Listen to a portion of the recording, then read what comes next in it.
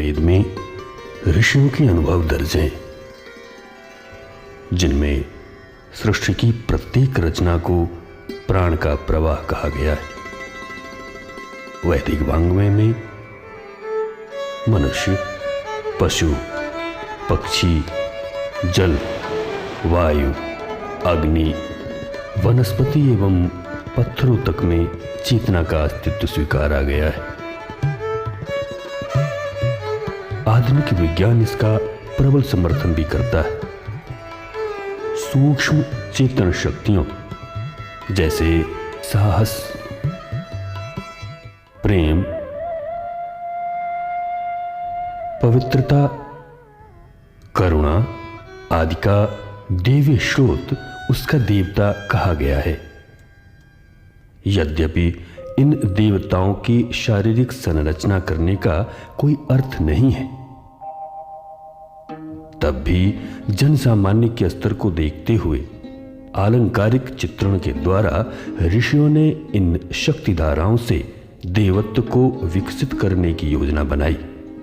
सृजन के देवता ब्रह्मा आत्मबल संवर्धन की, पोषण के देवता विष्णु विद्या बल बढ़ाने की एवं कल्याण के देवता शिव अवांछनीयताओं को नष्ट करने की सामर्थ्य प्रदान करते हैं।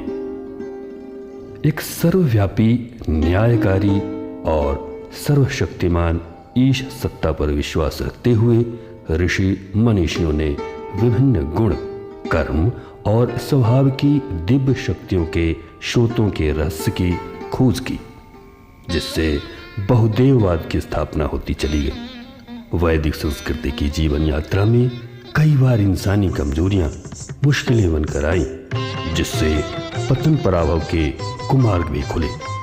सामयिक चिंतन के आधार पर इनके हल के लिए मानवता को पुनः दिव्य प्राण शक्तियों से जोड़ने का प्रयास किया जाता रहा। अवतारी चेतना भगवान राम, कृष्ण, नरसिंह के साथ साथ शिव, गणेश, सरस्वती, काली, हनुमान, दुर्गा आराध्य के रूप में उभरे और श्रद्धा विश्वास के सनातन मूल्यों का वर्चस्व बना रहा। विशेषकर देश पर बाहरी आक्रमण के विगत 1000 वर्षों में हनुमान, महाकाली, महादेव शिव की आराधना प्रमुखता से हुई और राष्ट्र को आक्रांताओं से जूझने का संबल प्रदान करती रही। स्वाधीनता संग्राम के समय भारत माता को दुर्गा के रूप में चित्रित करके ही जन जन में देशभक्ति को जागृत किया गया था।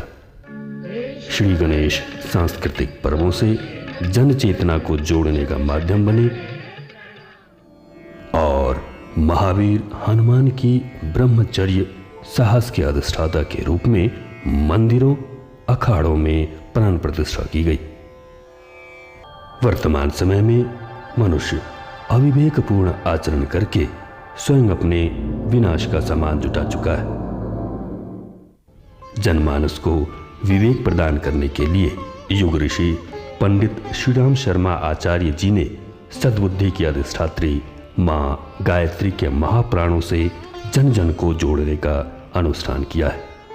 विभिन्न गुण, कर्म, स्वभाव के व्यक्ति अपने अनुरूप देवता का चयन कर ध्यान के माध्यम से अपने व्यक्तित्व का पूर्ण विकास कर सके, यह बहुदेववाद का आधार रहा है। हिंदू धर्म का बहुदेववाद एक परब्रह्म को समर्पित रहते हुए भी आध्यात्म को नवीनता, विलक्षणता, सरसता एवं दैवी उल्लास प्रदान करने में पूर्णतया सफल रहा है।